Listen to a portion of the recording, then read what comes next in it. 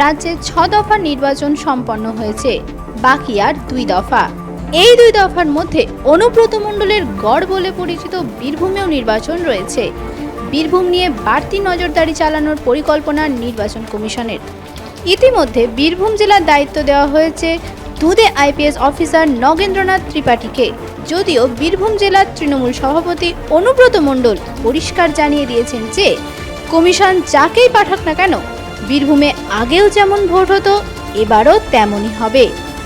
আর এরই মধ্যে এবার বীরভূমে নির্বাচনী প্রচারে গেলেন কেন্দ্রীয় মন্ত্রী স্মৃতি ইরানি।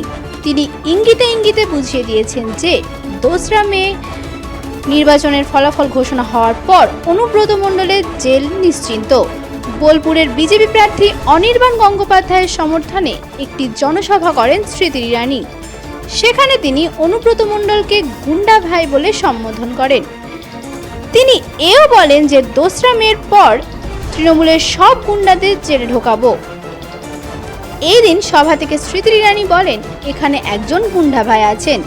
2 তারিখের পর তৃণমূলের যত গুন্ডা আছে তাদের সবাইকে জেলে পুরব। ভোটের পর জেলের ভেতরে থাকবে গুন্ডা ভাই, আর আমরা বাইরে থেকে তোমাকে নমস্কার জানাবো। যদিও স্মৃতি ইরানি এই দিন সরাসরি অনুব্রত মণ্ডলের নাম নেননি। উল্লেখ্য, দিন কয়েক আগে বীরভূমের ইলামবাজারে একটি জনসভা করেন বিজেপি নেতা শুভেন্দু অধিকারী। সেদিন তিনি অনুব্রত মণ্ডলের নাম না নিয়ে বলেছিলেন তৃণমূলের সুপারম্যানকে ছাড়বে না গোয়েন্দা সংস্থা। আর এর ঠিক কয়েকদিন পরই গতকাল আয়কর দপ্তর থেকে অঢেল এবং বেনামি সম্পত্তি তথ্যের জন্য অনুব্রত মণ্ডলকে নোটিশ পাঠানো হয়েছে।